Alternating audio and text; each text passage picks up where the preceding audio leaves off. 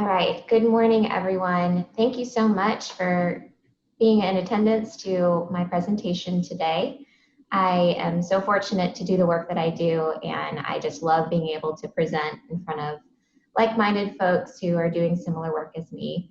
My name is Katie Conrad, and I am an extension specialist for the University of Tennessee Extension. Extension is considered the outreach arm of the university, where we translate research into practice through grant-based programming.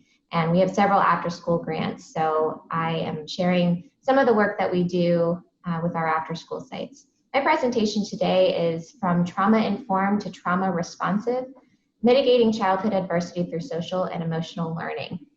It's a big focus in after-school programming these days, so I wanted to share kind of some of the work that we're doing. As I said, I'm in Tennessee, and I am kind of the liaison between 10 after-school sites. Some of them are 21st century funded, and others come from different funding sources, but we serve between 400 to 500 students across the state. We have 10 after-school sites. And so while I'm over in Knoxville, I serve as a professional development specialist and content specialist for our sites and help them to access resources. And our big focus recently has been social and emotional learning. And I want to give a big shout out because I think I have some of my colleagues on here, but my work is not possible without those who are in at our after school sites, on the ground, boots on the ground, doing the work for us. So you all are total rock stars in the work that you do, and we really appreciate everything that you're doing, especially during these difficult times.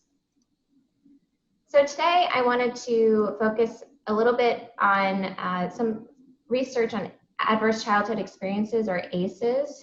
This is something that many of you all are familiar with. I'm sure there's been a lot of discussion, especially in the last decade, on ACEs research. And then social and emotional learning as kind of the response to how to mitigate ACEs.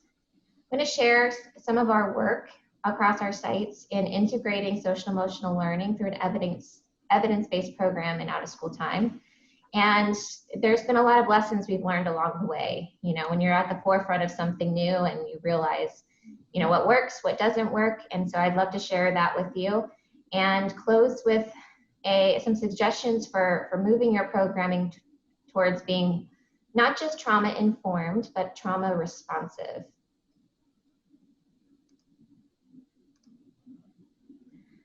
First, why out-of-school time? Well, one thing that we know about... Is it working? Is it working? It ain't did nothing. Is it working? We can hear you, Janine. Okay. Thank you. So why out of school time? What we know is that approximately 80% of single parents work, and they're working during the hours after school, before and after school. We know that 67% of two-parent households have both working parents. And we know that our reach in after school and out of school time is huge. We serve approximately 10.2 million children nationally. So that's the work that we're doing is very integral to their development. Research suggests that there are several benefits for children. Not only improved homework completion and better grades, they're better able to advance to the next grade. They have higher standardized achievement scores, greater likelihood to graduate, attend college, and get a job after they graduate.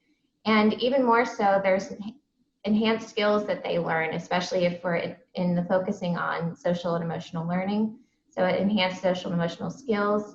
And we find that there are decreased problem behaviors, and they learn better self-regulation, and overall increased mental health and physical well-being as a result of involvement in after-school time programming. After-school programs bring a huge investment, just not in terms of the benefits for children, but also huge benefits to society. Parents being able to work in the hours between 3 to 6 after school every day brings money back to their family, And it also brings a huge return to society. Based on research, for every dollar invested in after-school programming brings a return of $3 to the economy. So that's huge. And we're so fortunate for funding sources like 21st Century and whatever grant sources you may have at the state level to support after-school programming, especially during these times to make up for some of those learning losses as a result of COVID. So one thing that we know about after-school programming is we serve students, a diverse group of students, but for the most part, our students are considered at risk. There's a lot of students that come from impoverished backgrounds and may experience childhood adversity at home. So this is where the research on ACEs is really integral to the work that we do.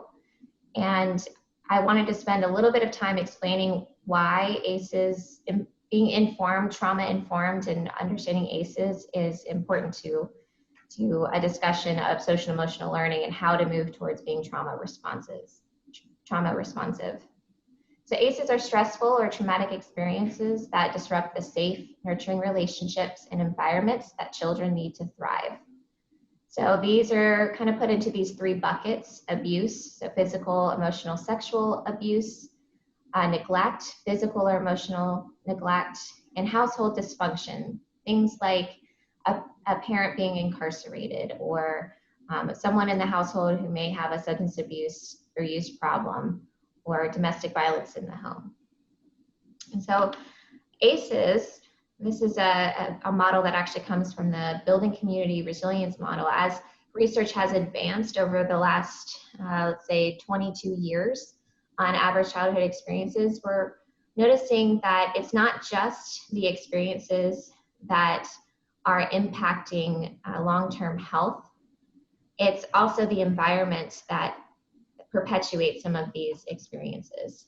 So we have these, 9 or 10 or so adverse childhood experiences that are rooted in some of the environments that children are being exposed to, growing up in poverty, having experienced systemic discrimination, racial, ethnic, or classist, or sexist discrimination, community disruption, having a lack of opportunity, the ability to mobilize, or even social capital, so having the networks and support surrounding you to give you opportunities to advance in life. Maybe being exposed to violence and poor housing quality and affordability, all can breed what we call ACEs, adverse childhood experiences. And based on the research, we know that ACEs over the long term, they contribute to later life health problems. So what research most recently in the public health sphere calls social determinants of health. What is it socially that we're being exposed to that may have an impact on our mental or physical health? And so we know that ACEs affects the ability of your brain to develop in a healthy way. It contributes to using less than optimal coping behaviors to deal with the toxic stress that is in your environment. And those types of behaviors are linked to physical and mental health problems later on. So to give an example, think about some of the at-risk youth that you may be working with or have seen in the media. If there's a child who's experiencing ACEs and under extreme stress, come from a very stressful environment, it may be more likely to become involved with a peer group that is involved with smoking or drug use or criminal activity. And we know that that could link to any of these types of physical and even social outcomes that aren't ideal, involvement in the juvenile justice system and later incarcerated. Or if you become a smoker and become addicted to drugs, may lead to other health problems such as stroke, COPD, heart disease, or even early death. So that's just one of the examples. And when we talk about ACEs, it's really important to think about this as a lifespan approach to how trauma is really embedded in the early years, affects you on the not just the cellular level, but affects your brain development and affects your entire life course, really. And so we use these, and talking with this, we use these metaphors. So just like in the early years of life, the brain is the brain is most affected by stress. So within the first 3 years of life, 80% of your brain is being developed. And so we really need to give a safe environment and build that foundation early in life. Just like we're building a house, you build the foundation, make sure there's no cracks in the foundation, you build the walls, and everything has a particular order in order for that house to withstand some of the environmental conditions later on. Same thing with the brain. And one of the ways that we know that is most optimal for healthy brain development is through what we call serve and return interactions. So serve and return is exactly what you all do with your students on a daily basis. You are there for them, you're providing a stable, nurturing, safe relationship. You're teaching them healthy relationship skills, healthy conflict management, and decision making.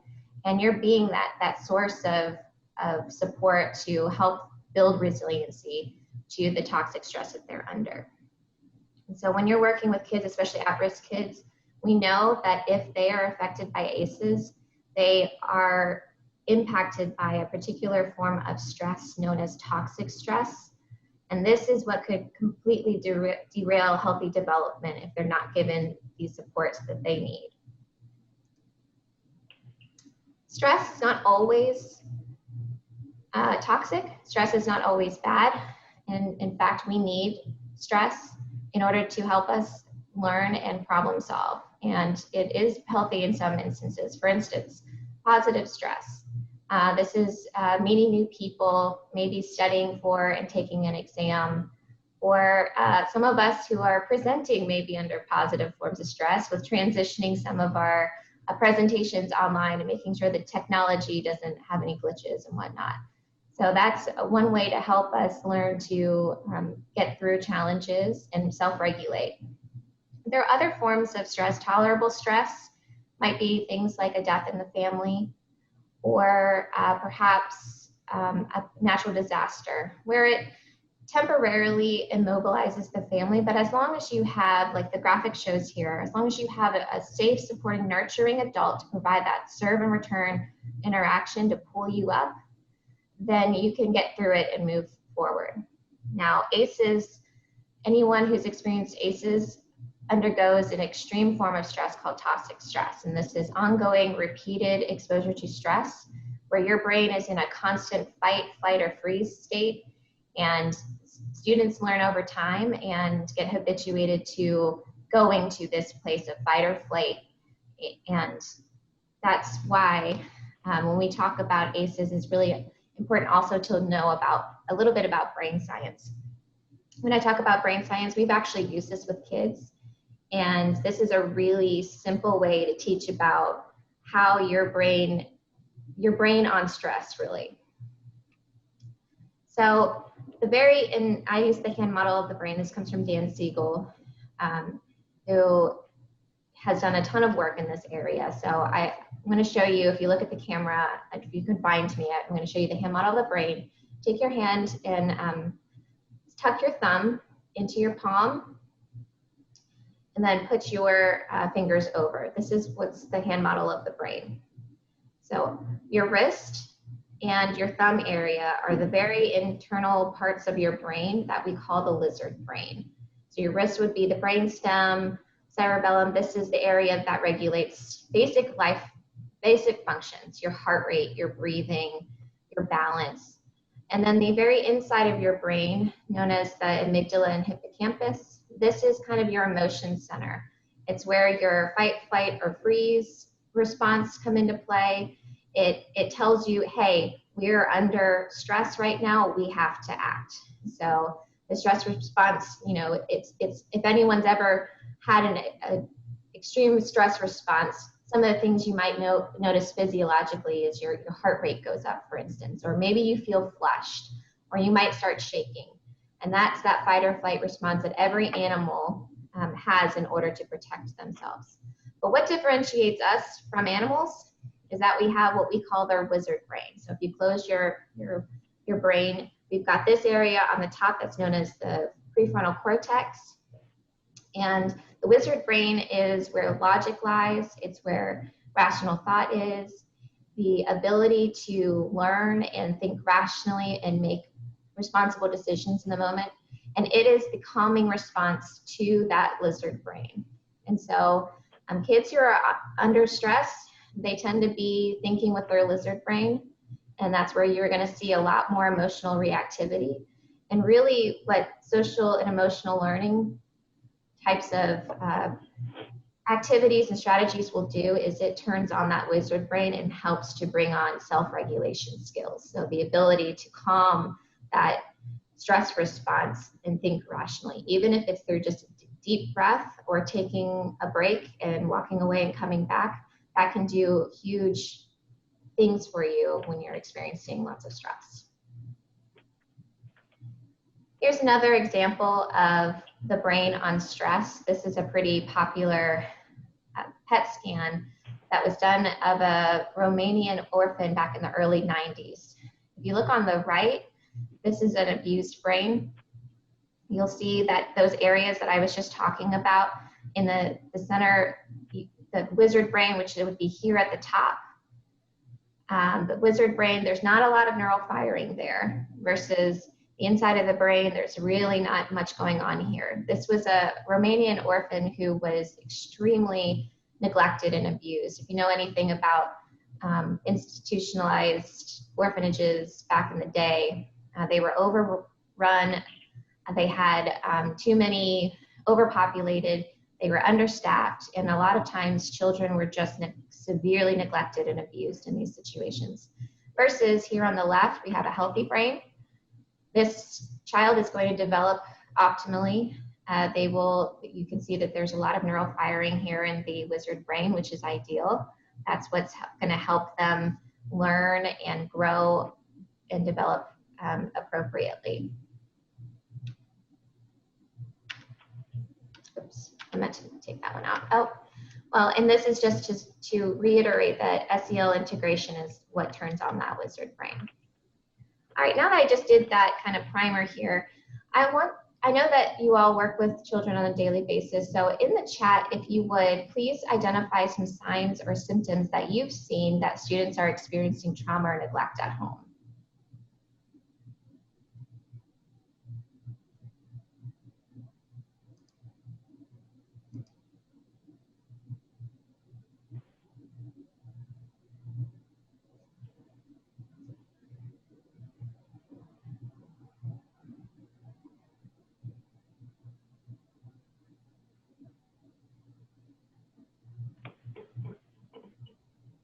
Drug abuse, keeping to themselves, withdrawal.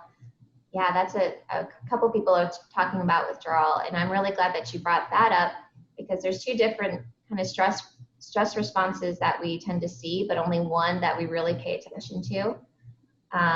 You know, tantruming, kind of those emotional outbursts and anger are the ones that we see, but sometimes we forget that disassociating is another protective way of dealing with a great deal of stress.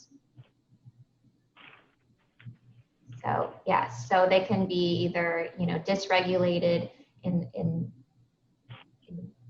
violent outbursts, angry, showing aggression, being nervous and heightened anxiety, shifting moods really frequently.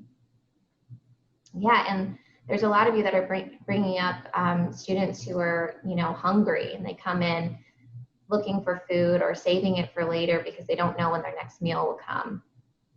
Yeah, dirty clothes.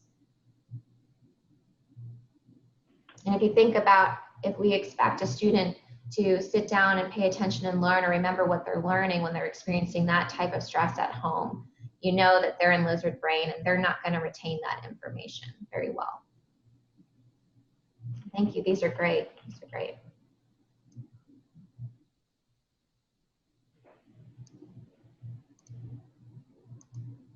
So let's shift gears a bit and talk about social and emotional learning. And I like to think of ACEs as kind of like the so what. You know, this is the trauma-informed information, why we need to understand how ACEs are affecting our kiddos. But social emotional learning is now what? Here's how we can fix this. Here's how we can support students in these scenarios. So social emotional learning is the process through which children and adults acquire and effectively apply the knowledge, attitudes, and skills to manage emotions, achieve positive goals, show empathy, and establish and maintain positive relationships. And there are several competencies that, according to the Collaborative for Academic, Social, and Emotional Learning, CASEL, C-A-S-E-L. It's a wonderful resource if you are new to social emotional learning, but they have a ton of information. I've got it linked at the end.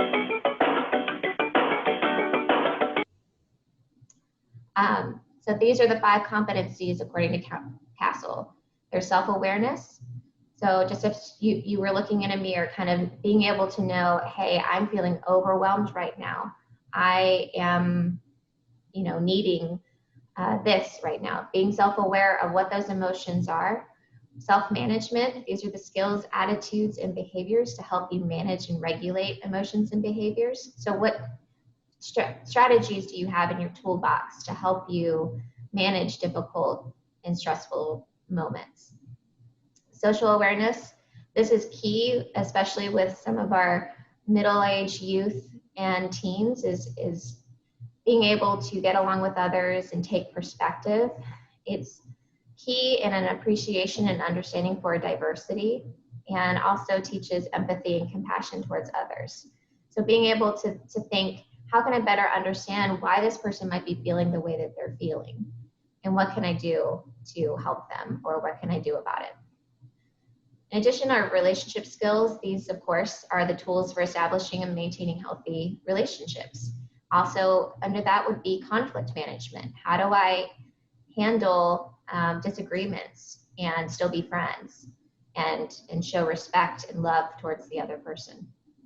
And then finally, probably the most well-known would be responsible decision-making, making sure that they're learning ethical ways to differentiate between different consequences and choices and problem solve.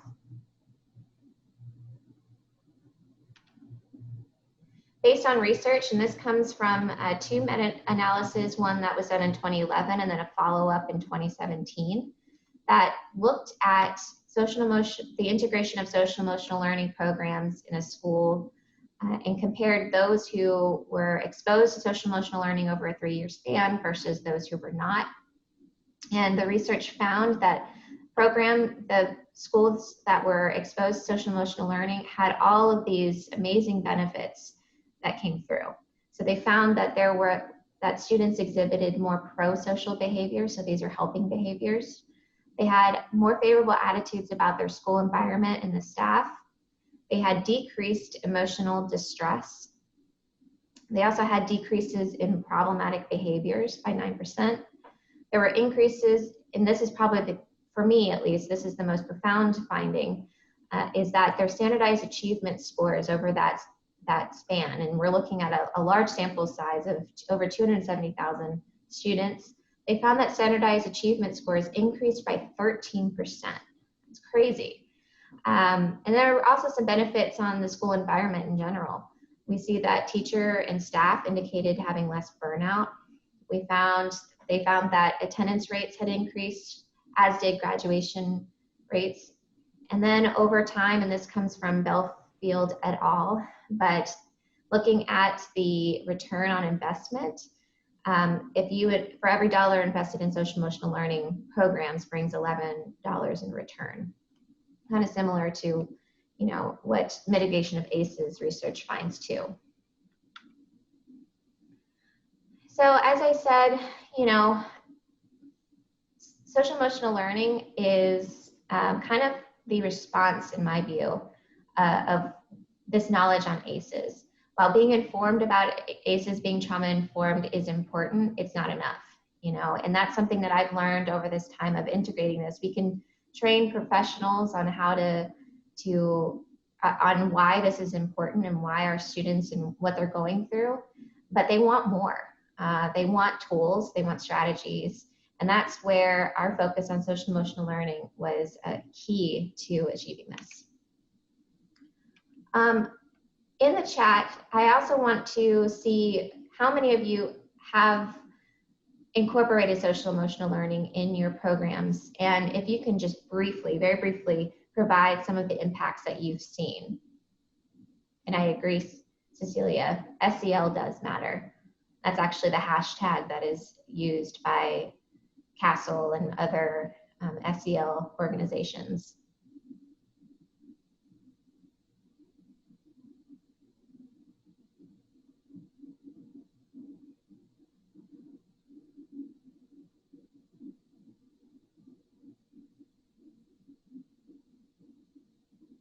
Students feel more included in the program and show a sense of ownership. Yes, Sydney. Provide supportive relationships with our members and staff. And that's actually something that's a nice segue into what we'll talk about later. But, you know, thinking of that airplane metaphor, put your mask on first before you help others. We have to focus on our SEL efforts on staff first before helping our students. Students like to share their feelings. Yeah.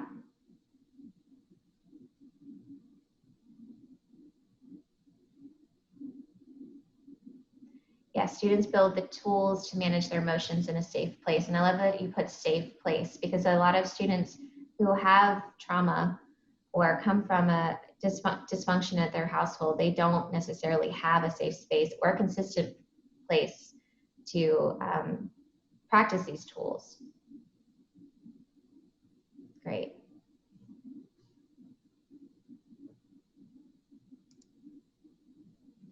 So as I was preparing this presentation, I was doing some research, and you know, I've always kind of thought of SEL as the answer to ACEs, and I came across a new toolkit that actually comes from Transforming Education called Trauma-Informed SEL. So it's almost that it takes social and emotional learning a step further, in that it and that's where that safe and reliable environment comes into play. But it helps students to feel supported and welcomed, and it gives them agency to explore their identities. It helps them feel comfortable developing positive relationships with adults and the peers.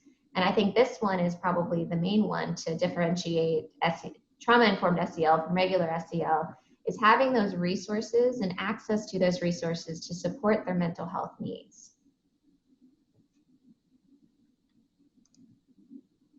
So I'm going to tell you about some of the research that we've done, and this was a project that we did in collaboration with Yale University's Center for Emotional Intelligence.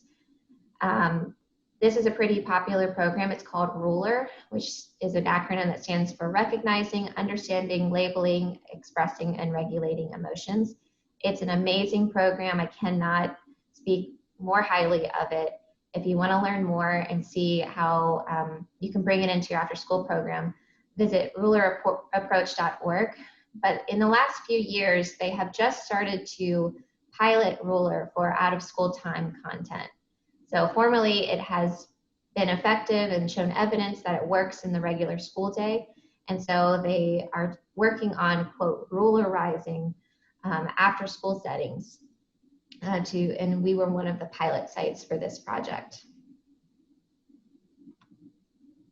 So this, just an overview, this was a 3-year grant that we had in collaboration with Yale, and we only tried it at 5 of our sites. And just briefly, our first year, we focused on training and collecting data.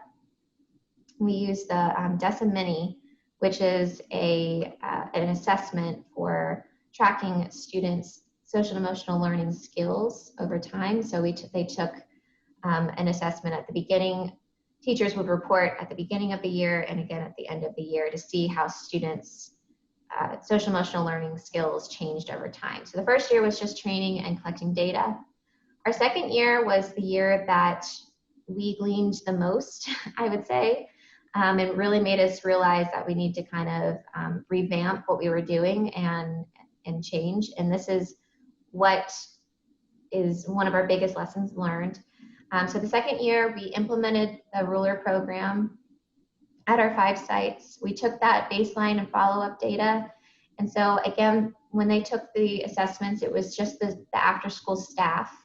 Once they got to really know their kids, they would take these assessments reporting on students' social and emotional learning skills. And this DESA Mini puts students into 3 camps. Either they are in need of SEL skills, which you can see in the red here. They are typical in their SEL development, or they show above average SEL skills. And so one of the things that was just really curious as we went through that first year is noticing, if you see here in the red, is that the SEL need, after implementation of the program, the SEL need had increased over time, which you would have expected the opposite effect, right? So if we put in a program, an SEL program, then it should show that students are less in need of SEL skills because they are practicing them. But the way that we've kind of interpreted this, it was more of a logistical and kind of a confounding variable that was occurring at the same time, where we noticed that over the development of our staff in social emotional learning, they became better attuned to identifying that there's great variability in SEL skills of their students. And so they were more, as they became more bought in and they really started to understand SEL, they're better able to see in their students, oh, actually, the majority of these, more of these students are considered, I would consider SEL need than what I formerly would have considered. So keep in mind, if you're doing any sort of assessments, that this, this is why longitudinal data is integral to this, and doing this over more than just 1 year to see this. And just to give you, I took some pictures, or provided some pictures here of what our sites did. And so here's one of our sites in East Tennessee.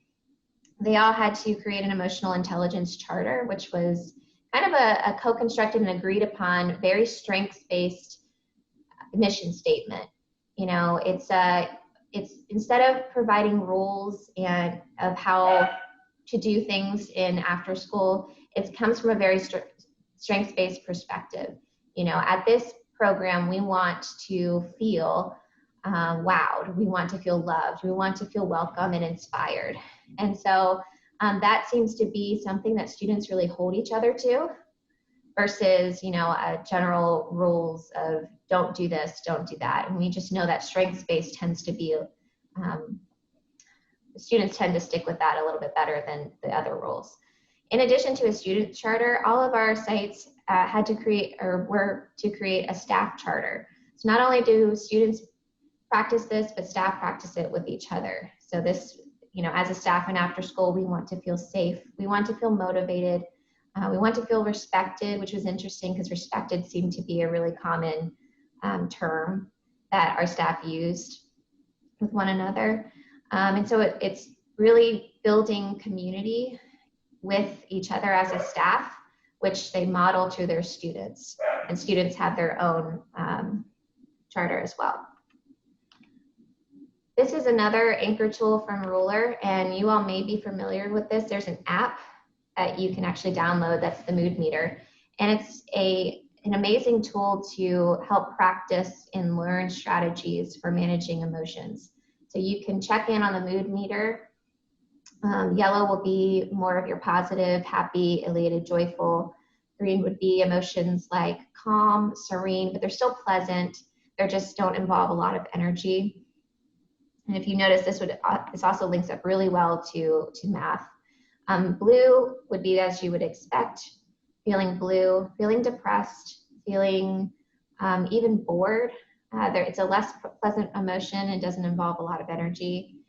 And then being in the red, of course, would be angry, anxious, things that have higher energy but are very unpleasant. So students kind of learn where to chart their emotions on the mood meter. And then if they're in kind of an uncomfortable spot, the mood meter teaches them, well, do you want to stay in this particular spot, or do you want to move to a more favorable emotion, and what can you do to achieve that?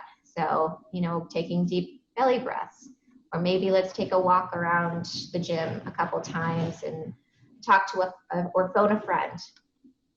So here was there's several different activities, but here was a cootie catcher that our sites did to help reinforce these concepts. And then this isn't necessarily part of Ruler, but this is just a really great SEL tool that our sites used in addition to Ruler, and that's through use of kimochis.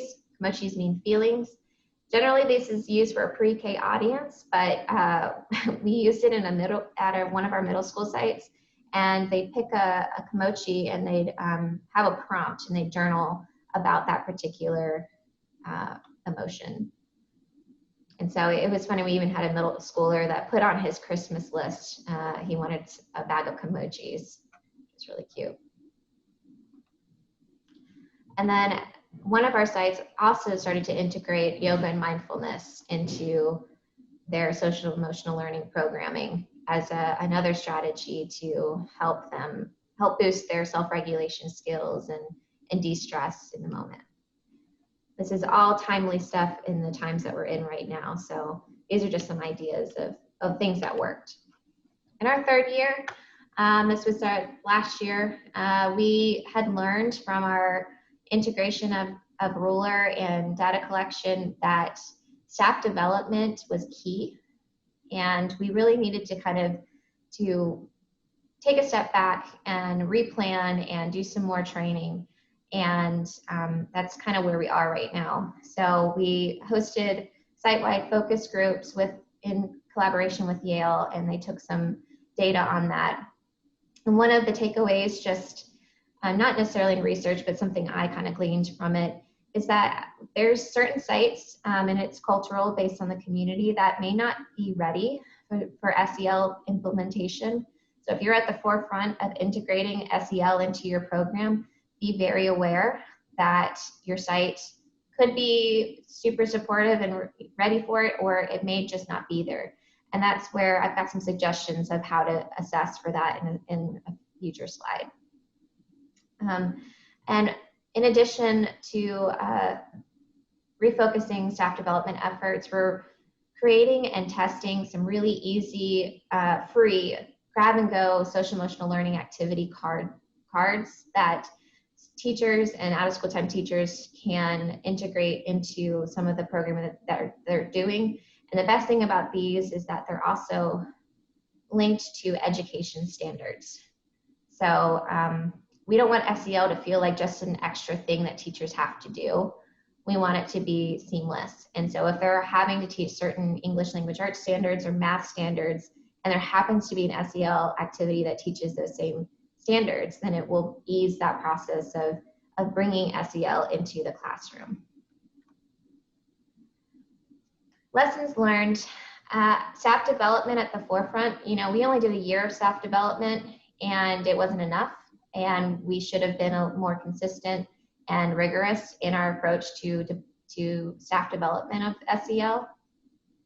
There's a lot of skepticism, and I'm speaking specifically for our state here in Tennessee in certain areas. A lot of our sites are in rural areas of Tennessee, and there's a certain belief system that exists about kind of keeping the private things private, and we don't really talk about emotions and whatnot. And so that was a major thing that we have to overcome, and we haven't yet at some of our sites, and that's okay. We'll just got to be patient. We'll get there. And so that's something you may be confronted with. And one way to kind of assess for that, as I said earlier, would be readiness to implement assessments. There are several out there, and I'm happy if you want to know which ones to use, I can send you a few. My email's at the end of this presentation. But this would just assess staff and even your administration in their willingness and understanding of how, is this something that matters? Is this something that the school climate is ready for? Because if it's not, it will fail, which we've had experience with. The third thing is that the staff relationships are important. Some of our sites that built those staff charters, they just really have a strong relationship with one another. and it feeds into the students. And we found that those sites that have really strong staff relationships tend to have a better rollout of that SEL program. And so it just really demonstrates that there's a supportive SEL culture, and students see, hey, if the adults are doing it, I can do it too. So it kind of shows them that it does matter. And then another thing that we learned, which we're working on right now, is having affordable access to SEL curricula and resources. Again, we don't want SEL to be just an extra thing to put on teachers' plates. We don't want it to seem like a chore, because that is kind of the antithesis of what SEL, what SEL is. It should be something that's kind of easy to bring in, and we want to make it easy for teachers. So we are finding ways to standardize it and link it both to CASEL standards and our state education standards, and we're going to roll it out and pilot it with our sites. Probably won't be ready until about January, but that's a project that I'm working on personally that I'm really excited about and will be really meaningful, especially right now. Here's some of our future directions. Again, we're going to keep with the staff development, create those SEL resources, and something that I think is really important in this, if I can share this presentation with you all, your email, I will, so you can take a look at this YouTube site. But as I said earlier with the airplane mask, staff need to practice and do SEL and self-care first in order to support the students that they're working with. And so that's where that staff development, again, is just key in that. This aligns really nicely too with what the Transforming Education Toolkit that came out in January suggested on how to plan, organize, and implement a trauma-informed or trauma-responsive social-emotional learning program. And notice that these first two areas are really kind of the lessons learned, or represent the lessons learned that we figured out kind of too late in the game. But first area is, building that foundational support and planning. So organizing your program, and then strengthening adult SEL competencies and capacity. So there's that staff development piece. And it's not just them learning the content and what SEL is, but actually being bought into its utility and how it can benefit not only their students' lives, but their lives as well. So again, this QR code right here actually links to the toolkit. You can just download it, and you can get there's a webinar recording on there that goes in deeply into this, how to kind of start your trauma-informed SEL program at your school. And I know they use the term trauma-informed, but really I think it's kind of more so trauma-responsive, because it's actually has a more practical base, but that's the world according to me. Anyway, this is a really great resource that if you are planning for something like this, you can get your staff, you have the supports already created for you to bring into your staff development. Yes, and Anne, thank you. She mentioned that their Global Game Changers has free SEL resources available. Oh, great, and they're Common Core aligned, so they're standardized and they're CASEL aligned at globalgamechangers.org. Great resource, I'll have to check that out. All right, and that is all I have. I've got 6 minutes until we you can transition to your next. And I would love to hear what questions that you may have. And of course, if you don't have any right now, but you would like to email me and you want to follow up, please do. I'm available kconrad4@utk.edu. This QR code is the link to the survey. So hopefully that works. I haven't actually tested it. But please let me know what questions that you have.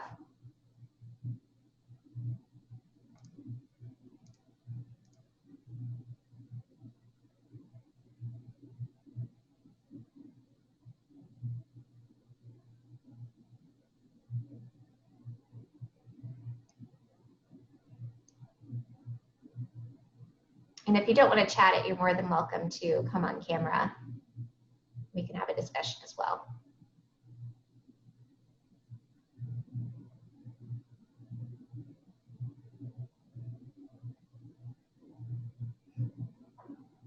Thanks, Michael. How would you suggest using this with kids that have severe anger issues? I'm sorry, can you say that again? How would you suggest using this program with kids that have severe anger issues? Right. So are you speaking specifically for ruler, or are you asking just general? So, you know, where to start? I guess for both. How would you go about using the ruler approach to help them overcome these, or even recognize? So ruler, I will say ruler is actually, you'll have to get training from them in order to use the ruler program, but there are several other curricula that I would suggest. There's one that comes to mind is Brainwise. So just backing up, ruler is an approach, it's not a curriculum. So it's something that takes a bit of time to integrate. It's kind of cultural change. But if you want actual tools and strategies that are a lesson plan that's written out, I would suggest looking for some SEL curricula. And one that comes to mind is called Brainwise. And if you email me, I can send you the direct link. But it is a program that teaches the 10 wise ways of, it's really SEL, but it's got this section in the beginning that helps students understand triggers and helps them identify them, and kind of like, you know, as I say, if you can name it to tame it. And if students who are experiencing extreme anger, they just get dysregulated. They get into that lizard brain really quickly. And actually lizard brain comes from this curricula. But teaching them, you know, just to be able to be self-aware and identify, well, I am, you know, I've flipped my lid. I am off my rocker right now. I need 5 minutes. That would be, I think, just helping students to identify what those triggers are, and having just a quick strategy in the moment to help deal with that would be a good starting place. But I think Brainwise especially would be a good curricula for helping you with that. And I don't know if anybody else has some suggestions for working with kids that have anger outbursts. But that's the kind of the first thing that comes to mind. And I would also check out, as was said earlier, globalgamechangers.org to see if there's anything there for helping calm kids in the moment, or teaching them to calm kids. What age group is this? I have kids from kindergarten to middle school. Okay. Yeah, so Brainwise has an elementary version, and they have a middle school and high school version. So, but they're all the same kind of wise ways. They're just, you know, obviously developmentally appropriate. Okay. Thank you. You're welcome. Thanks for the question. Great question. Just about 1 minute left. Any other questions? All right, Sydney says, yeah, taking a 5-minute break. Yeah, most of the time in the moment, it's too difficult for them to communicate when angry. And again, that's that, like, they're in lizard brain, they're dysregulated, they can't think rationally of what's going on. And sometimes just taking a break, or even just breathing, can kind of reset that fight or flight response. Because really those kids that are angry like that, they're in a fight or flight state. And so we've got to provide them with a tool to help them kind of calm their nervous system so they can think rationally and know what to do next. All right, well, thank you, everyone. I hope this was helpful, and have a great rest of your day.